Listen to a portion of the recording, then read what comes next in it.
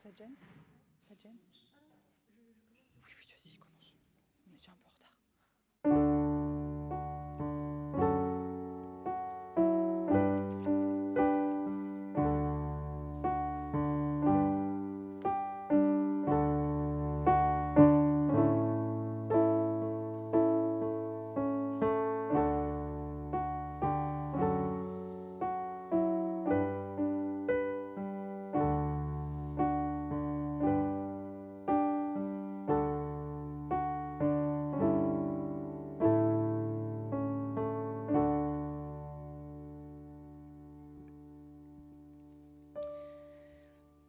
Merci Seigneur et Père, car tu nous réunis à nouveau ce matin, pas seulement comme une assemblée de fidèles, mais comme un seul et même corps en ton Fils Jésus-Christ. Que ton Saint-Esprit nous apaise, nous renouvelle dans notre intelligence, en nous permettant d'être vraiment à l'écoute de ta parole. Amen. En effet, sœurs et frères, c'est ainsi que nous pouvons nous nommer, grâce à cette parole de Jésus en Luc 8. La mère et les frères de Jésus vinrent le trouver, mais ils ne purent l'aborder à cause de la foule.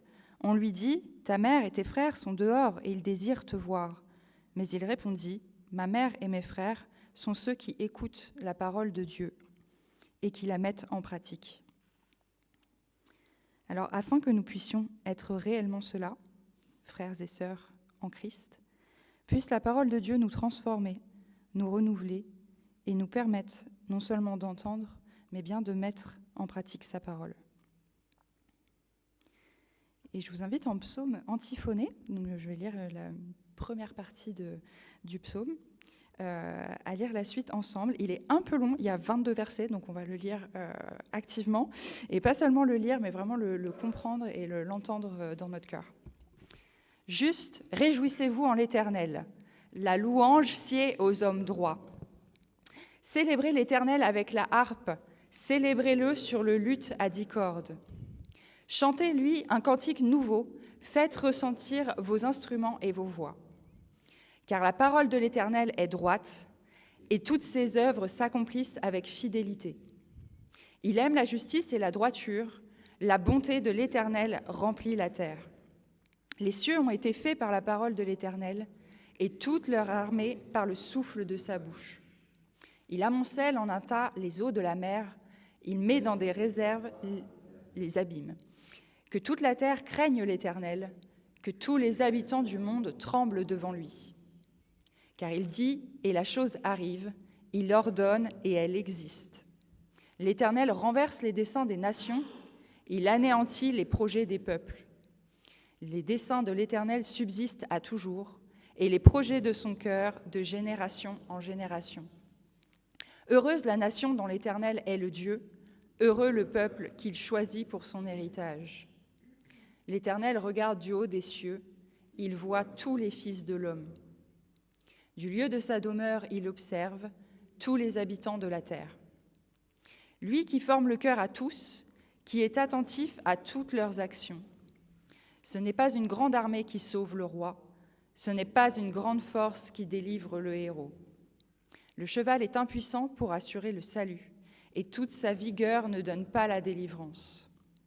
Voici, l'œil de l'Éternel est sur ceux qui le craignent, sur ceux qui espèrent en sa bonté, afin d'arracher leur âme à la mort et de les faire vivre au milieu de la famine. Notre âme espère en l'Éternel, il est notre secours et notre bouclier. Car notre cœur met en lui sa joie, car nous avons confiance en son saint nom. Éternel, que ta grâce soit sur nous, comme nous espérons en toi. Amen.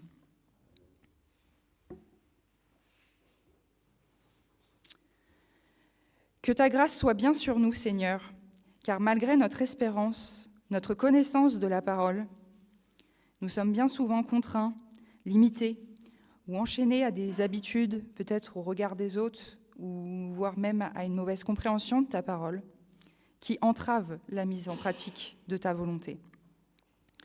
Nous cherchons tous à être de fidèles serviteurs. Nous te demandons pardon, Seigneur et Père, de ne pas être à la hauteur de tes exigences. Je vous invite à chanter notre repentance avec le chant suivant, et je vous invite pour cela à vous lever.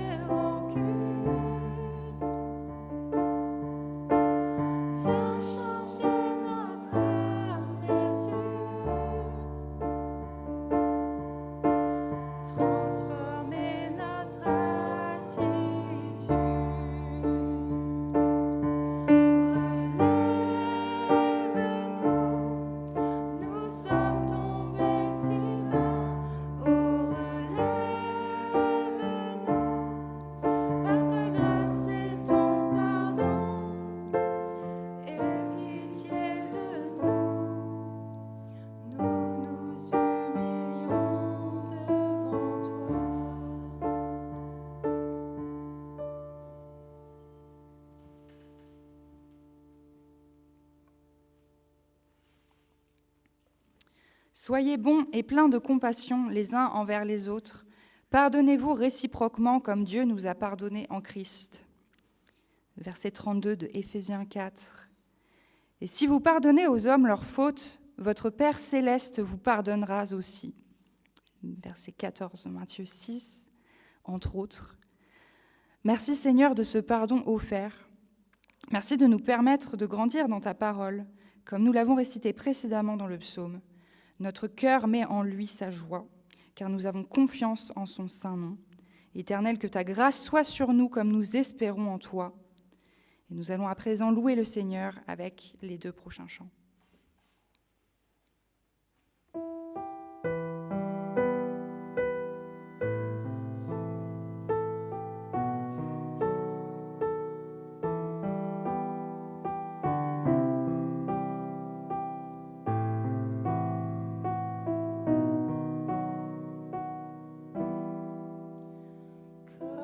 Souffle fragile, ta parole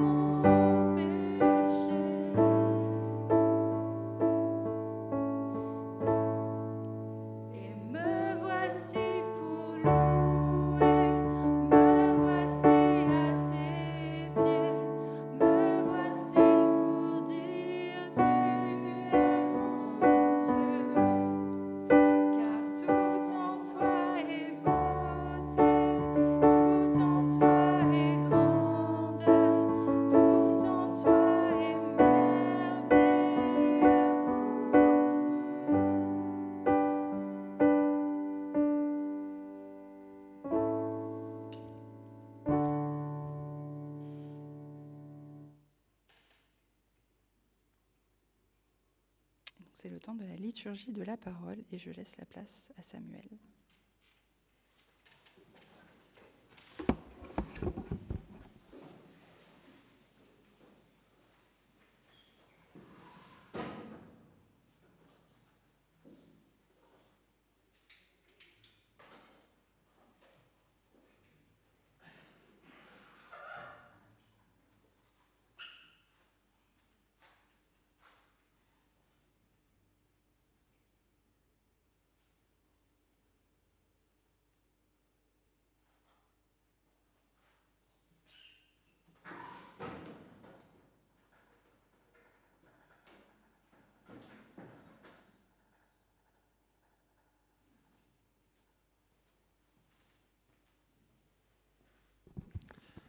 Bonjour à tous. Nous entrons dans ce merveilleux temps de l'Avent. Premier dimanche de l'Avent aujourd'hui. Et cette première bougie des 4 dimanches qui vont suivre. L'Avent, ce n'est pas simplement compter les jours avant Noël, comme on compte les chocolats du calendrier, même si certains calendriers disparaissent mystérieusement plus vite que prévu dans certaines familles, en tout cas parfois dans la mienne. L'Avent, c'est une merveilleuse période pleine d'espérance. C'est une école également de l'attente, une école de la vigilance, une école de la sagesse. Et j'avais nommé cette prédication « Tous en avant ». Je vais mettre un minuteur et je vais prier. Merci Seigneur pour ta parole. Merci mon Dieu pour ce Christ, cette attente de Jésus qui est venu sur terre, ce Fils bien-aimé que tu as envoyé et qui est né, qui a vécu, qui est mort pour nos péchés et qui nous offre la vie éternelle, afin que quiconque croit en lui ne périsse point mais ait la vie éternelle. Seigneur, parle-nous ce matin, nous voulons ouvrir nos oreilles et t'écouter.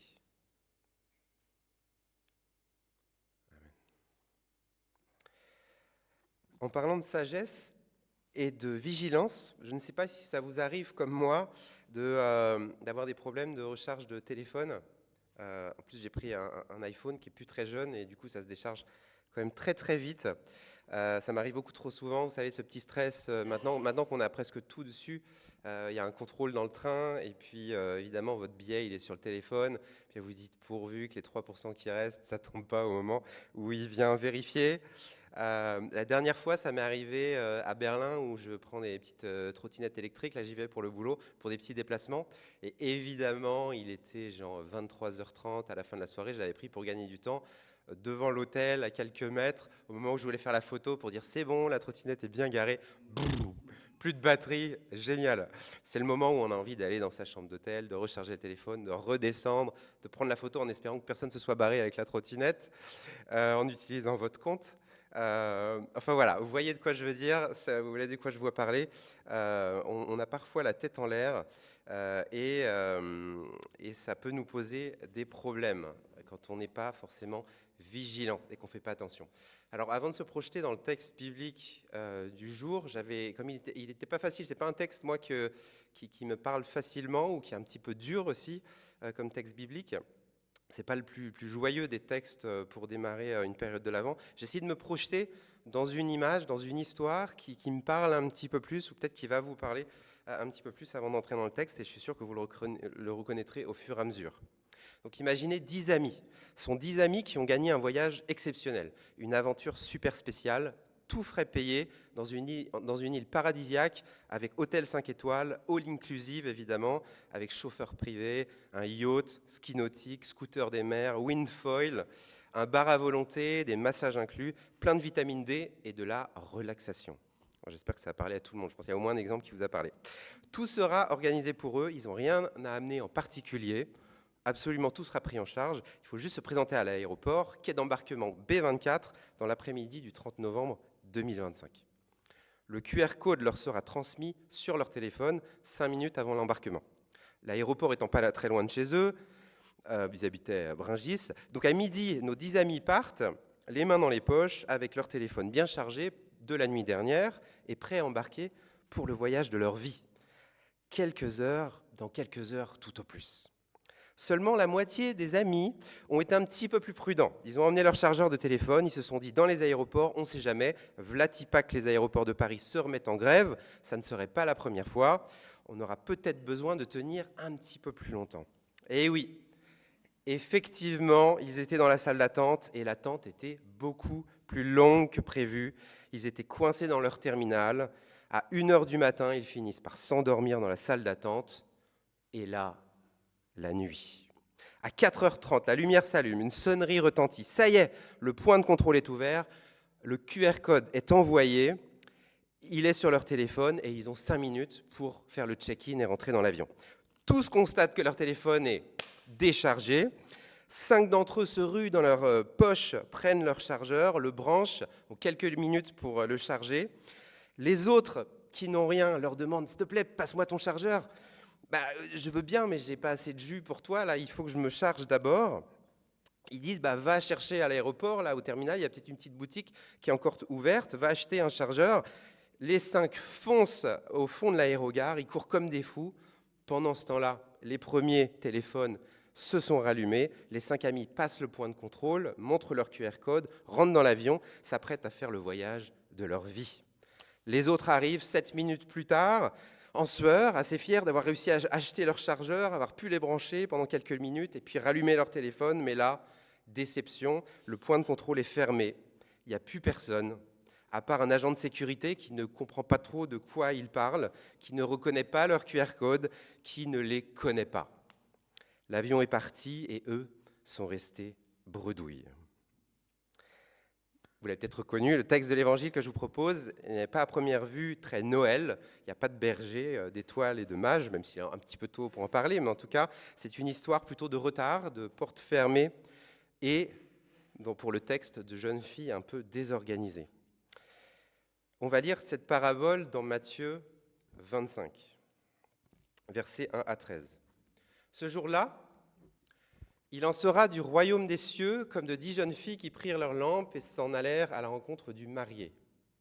5 d'entre elles étaient insensées, les 5 autres étaient avisées. Les jeunes filles insensées prirent leurs lampes sans penser à emporter de réserve d'huile. Mais celles qui étaient avisées prirent avec leurs lampes des flacons contenant de l'huile. Comme le marié se faisait attendre, elles s'assoupirent toutes et finirent par céder au sommeil. À minuit, un cri retentit. « Voici l'époux, allez à sa rencontre !» Toutes les jeunes filles se levèrent et préparèrent leurs lampes. Alors les jeunes filles insensées s'adressèrent à celles qui étaient avisées. « Donnez-nous de votre huile, car nos lampes sont en train de s'éteindre. » Mais celles-ci leur répondirent « Non, il n'y en aurait jamais assez pour nous et pour vous. Courez plutôt vous en acheter chez le marchand. » Elles partirent en chercher. Pendant ce temps, le mari arriva. Celles qui étaient prêtes entrèrent avec lui dans la salle de noces et l'on ferma la porte. Plus tard, les autres jeunes filles arrivèrent à leur tour, mais elles eurent beau crier « Seigneur, Seigneur, ouvre-nous !» Il leur répondit « Vraiment, je vous l'assure, je ne sais pas qui vous êtes. » C'est pourquoi, ajouta Jésus, « Tenez-vous en éveil, car vous ne savez ni le jour ni l'heure de ma venue. » Merci Seigneur pour ta parole. Donc c'est important d'être sage, qui est prudent. La définition de sage, ou d'être sensé, c'est donc être prudent, être réfléchi, qui est conforme à la mesure, au bon sens. Ou le terme avisé aussi, qu'on voit dans cette traduction, qui agit avec à propos et réflexion. Donc je vais vous donner juste 4 parties qui m'ont parlé par rapport à ce texte. Et la première, c'est l'attente qui révèle le cœur. Et Jésus, il dit comme l'époux tardait, donc c'est une parabole de Jésus, comme l'époux tardait, elles s'assoupirent toutes et s'endormirent. Moi, dans ce texte qu'on a lu, ça me rassure énormément, parce que même les vierges sages, elles se sont endormies. Autrement dit, Dieu ne nous demande pas d'être des super-héros spirituels qui ne dorment jamais, qui ne font que prier jour et nuit, sans jamais dormir, et qui ont toujours tout compris, tout anticipé. Il nous demande de tenir notre lampe prête, même quand on est humain, fatigué ou distrait. Alors ça ne veut pas dire que Jésus ne met pas la barre haute. Rappelez-vous, quand Jésus il prie la nuit avec ses disciples, il les encourage quand même à prier. Mais la Bible ne dit pas non plus que les super disciples, Jean et Pierre par exemple, ils restent à prier avec Jésus toute la nuit sans jamais s'endormir. Non, ils se sont aussi assoupis. Donc ça, c'est quelque chose qu'on retrouve. On a une humanité, on a le droit de dormir, bien évidemment. Ici, dans l'image, c'est intéressant parce que les vierges, elles représentent l'Église dans sa diversité, une Église qui attend le retour du Christ, une Église qui attend dans la disponibilité, qui attend dans la pureté au sens spirituel, et avec un cœur tourné vers Dieu. L'époux, c'est le Christ qui revient et chercher son Église. Le chiffre 10, il est intéressant, on a 10 vierges. Le chiffre 10, ça symbolise la totalité, ça symbolise la complétude. Donc on peut y voir aussi un peu toute la diversité de l'Église qui est représentée là, l'Église qui attend. C'est la communauté des croyants. Et bon, certaines sont folles, il est dit dans un texte, ou insensées, d'autres sont sages. Et c'est vrai que le ratio qu'il a pris est intéressant, parce qu'il y en a 5 et 5. On espérait qu'il y en a un petit peu plus que la moitié qui sont sages. Et c'est intéressant parce que c'est cette moitié du groupe qui l'utilise. Donc ce n'est pas une part négligeable hein, si on compare à l'Église. Et là, il y a un petit peu quelque chose que j'avais entendu au travail l'autre jour, quelqu'un qui citait un concept psychologique qui dit le biais ou l'influence, le biais psychologique de la peur de la perte.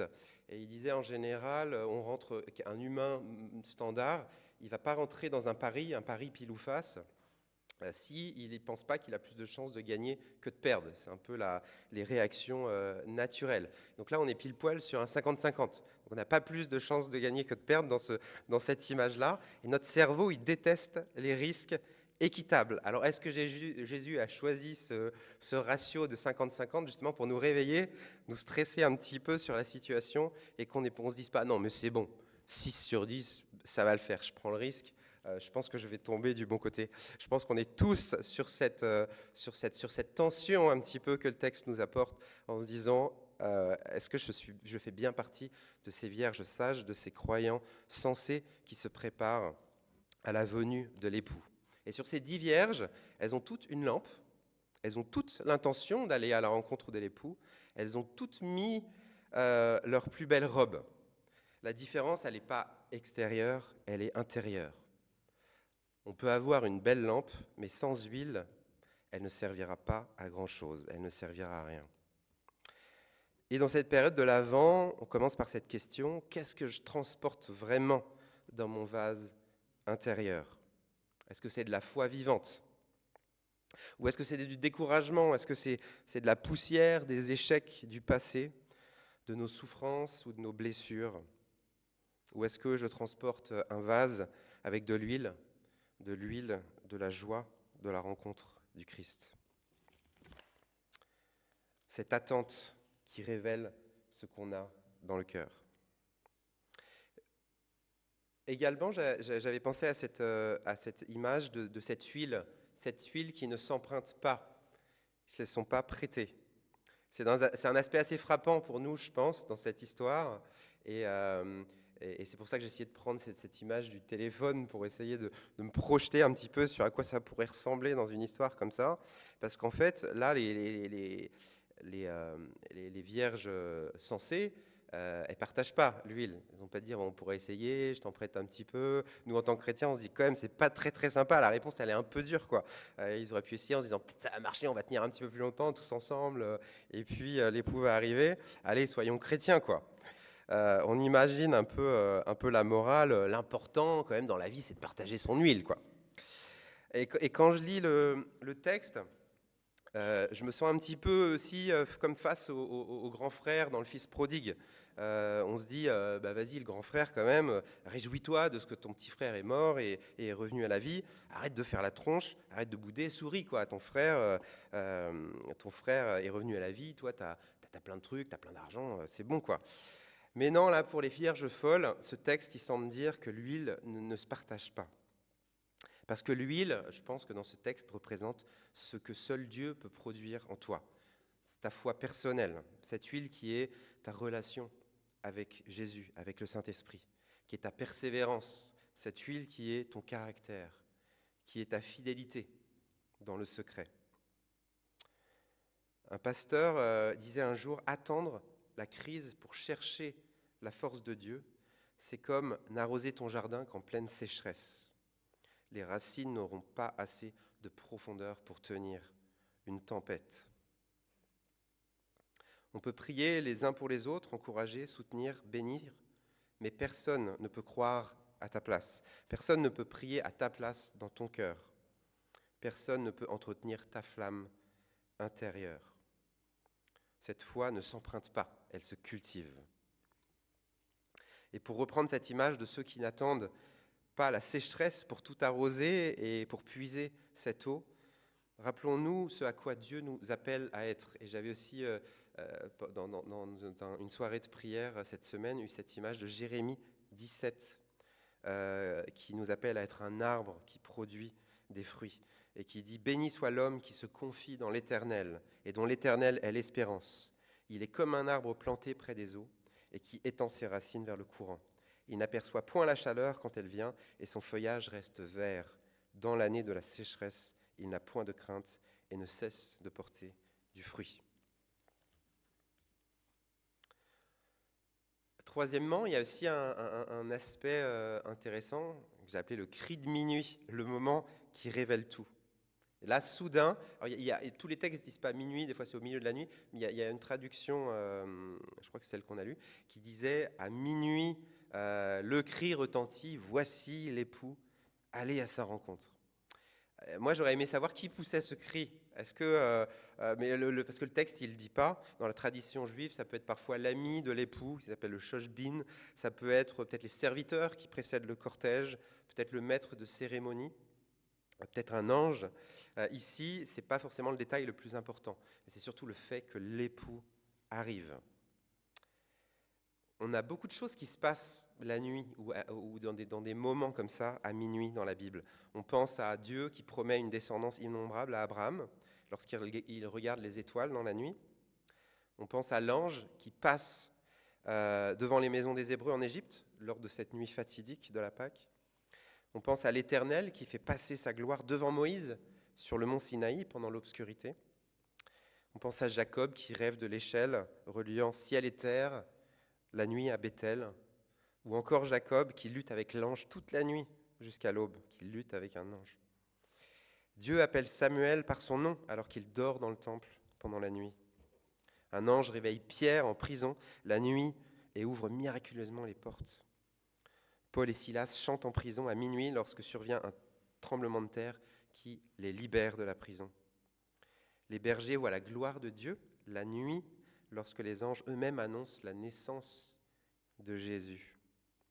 Et les disciples voient Jésus marcher sur la mer à la 4e veille de la nuit. Et c'est ici, à minuit, dans ce texte des 10 Vierges, que tout bascule. Pourquoi minuit ? Minuit, c'est un peu l'heure de l'imprévu. Souvent, on utilise l'heure de minuit, cette heure où tu n'es plus vraiment en contrôle, cette heure où tu ne peux pas trop compter sur des préparations de dernière minute. Le prédicateur Billy Graham disait « Choisis ton caractère maintenant, tu n'auras pas le temps de le construire pendant la tempête. » À minuit, les vierges folles vont acheter de l'huile, mais il est trop tard. Il faut aller en acheter. Et qui sait si le commerce est encore ouvert à cette heure-là ? On a vu que non. Ou trop tard. Elles n'ont plus que leur envie, leur intention, mais il n'y a plus d'huile. En cette période de l'Avent, je pense que Dieu nous encourage à ne pas être cette personne qui veut acheter de l'huile au dernier moment, être celle qui entretient sa flamme maintenant, dans la saison où Dieu t'y invite, où Jésus nous y invite. Je vais reprendre quelques textes dans Matthieu où Jésus nous dit « Mais toi, quand tu pries, entre dans ta chambre, ferme ta porte et prie ton Père qui est là dans le secret. Et ton Père qui voit dans le secret te le rendra. » Jésus nous encourage à nous préparer. L'homme ne vivra pas de pain seulement, mais de toute parole qui sort de la bouche de Dieu.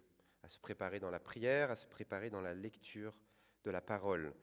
Et en Jean 8, si vous demeurez dans ma parole, vous êtes vraiment mes disciples.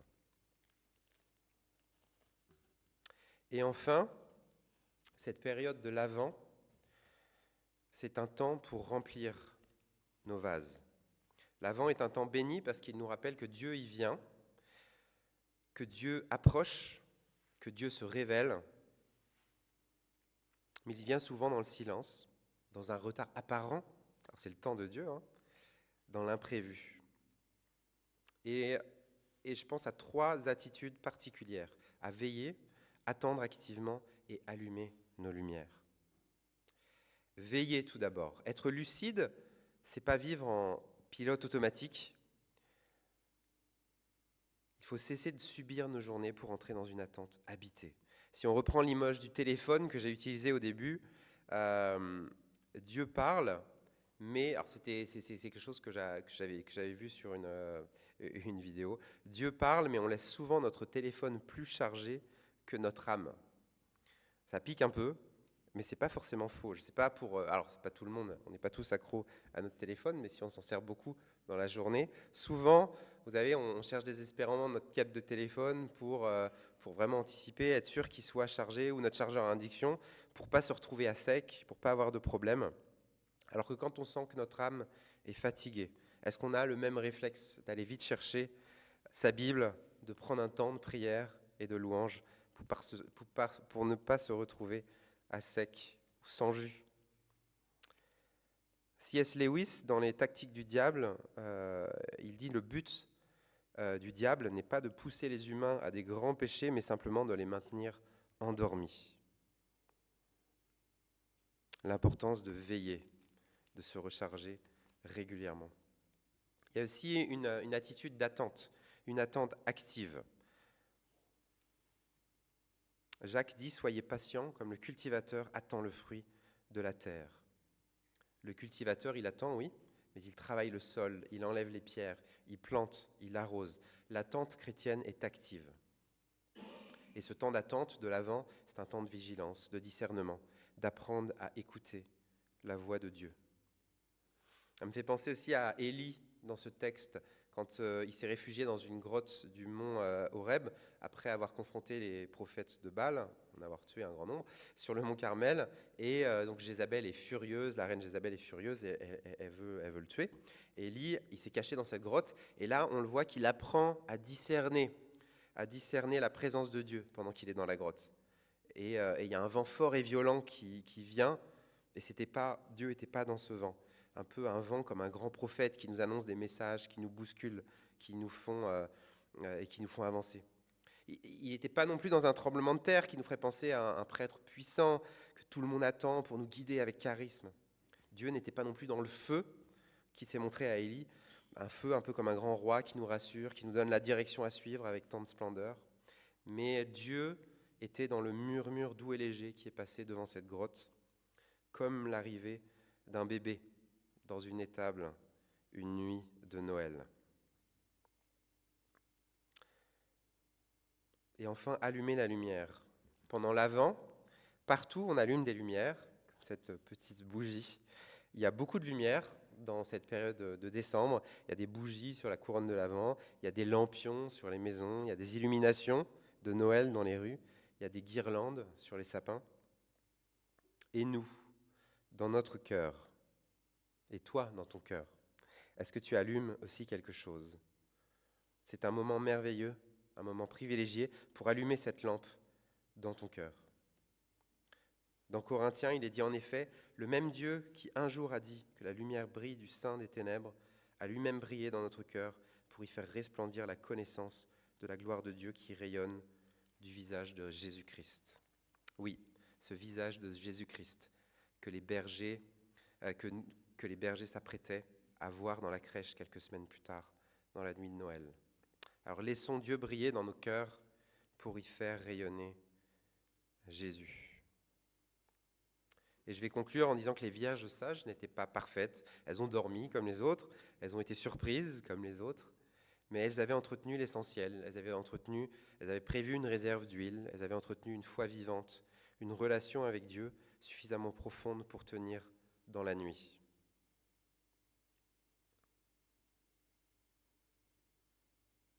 Prions. Seigneur, merci pour cette période de l'Avent. Merci parce que tu viens. Tu viens pour nous. Tu viens dans nos cœurs. Tu viens pour réallumer la flamme. Tu viens pour nous trouver prêts. Alors Seigneur, viens remplir notre lampe. Viens raviver notre espérance. Viens renouveler notre foi.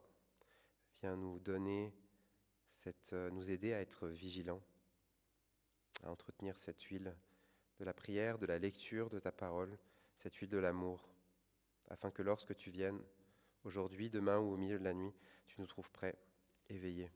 et le cœur tourné vers toi. Amen.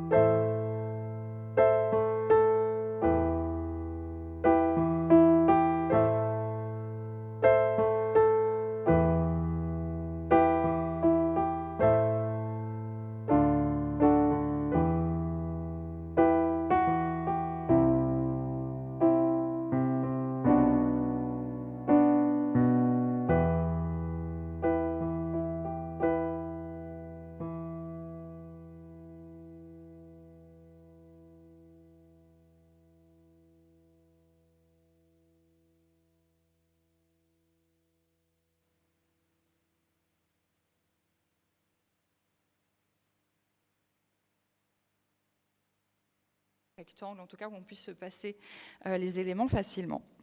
Je vous invite en effet à communier. En effet, la scène nous permet de conserver le souvenir du sacrifice de Christ, dont le sang justifie et protège, et nous délivre du péché. Jésus-Christ a été l'agneau de Dieu qui s'est offert pour le salut du monde. Ce repas de la scène est la commémoration du sacrifice de Christ.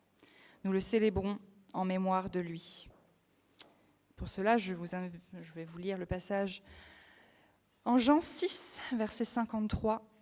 Jésus leur dit : en vérité, je vous le dis, si vous ne mangez la chair du Fils de l'homme et si vous ne buvez son sang, vous n'avez point la vie en vous-même. Celui qui mange ma chair et qui boit mon sang a la vie éternelle, et je le ressusciterai au dernier jour. Car ma chair est vraiment une nourriture, et mon sang est vraiment un breuvage. Celui qui mange ma chair et qui boit mon sang demeure en moi, et je demeure en lui. Et on sait qu'à ce moment-là, il y a des gens qui sont partis, en se disant qu'il était cannibale, et que c'était une catastrophe. Comme le Père qui est vivant m'a envoyé, et que je vis par le Père, ainsi celui qui me mange vivra par moi. C'est ici le pain qui est descendu du ciel. Il n'en est pas comme de vos pères qui ont mangé la manne et qui sont morts. Celui qui mange ce pain vivra éternellement.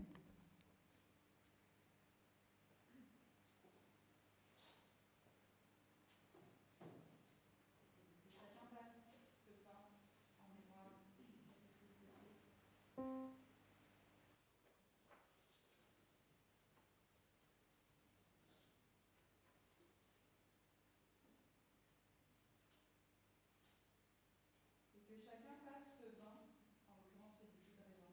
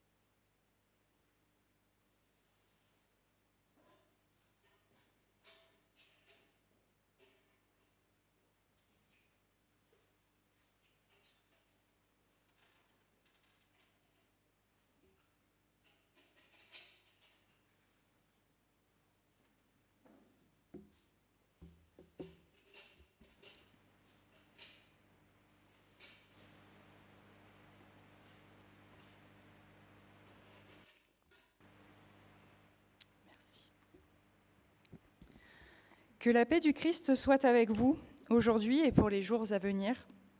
Remettez en lui tous vos soucis. Et je reprends, pour partir, cette parole en 1 Pierre 5, versets 6 à 11. Humiliez-vous donc sous la puissante main de Dieu afin qu'il vous élève au temps convenable. Et déchargez-vous sur lui de tous vos soucis, car lui-même prend soin de vous. Soyez sobres, veillez. Votre adversaire, le diable, rôde comme un lion rugissant, cherchant qui il dévorera. Résistez-lui avec une foi ferme, sachant que les mêmes souffrances sont imposées à vos frères dans le monde. Le Dieu de toute grâce qui vous a appelés en Jésus-Christ à sa gloire éternelle, après que vous aurez souffert en peu de temps, vous perfectionnera lui-même, vous affermira, vous fortifiera, vous rendra inébranlable. À lui soit la puissance au siècle des siècles. Amen. Et donc je vous souhaite un bon dimanche et nous allons avoir par la suite après un petit temps musical, les annonces. Et bon dimanche à tous.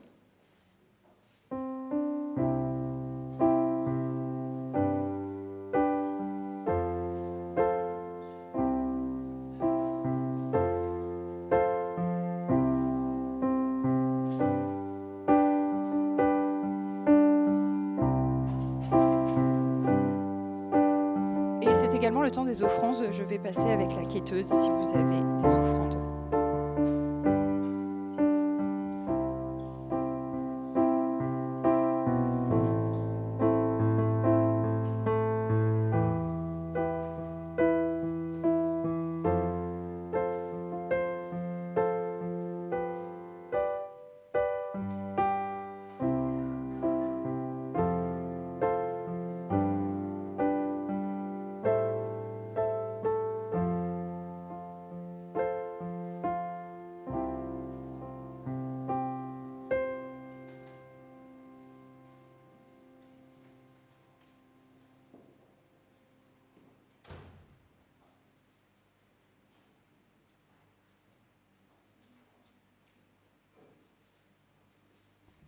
Et merci Seigneur pour ces dons. Merci à vous d'offrir de vos biens pour la parole de Dieu, la mise en application de sa parole et que ces dons soient bénéfiques à la parole de Dieu.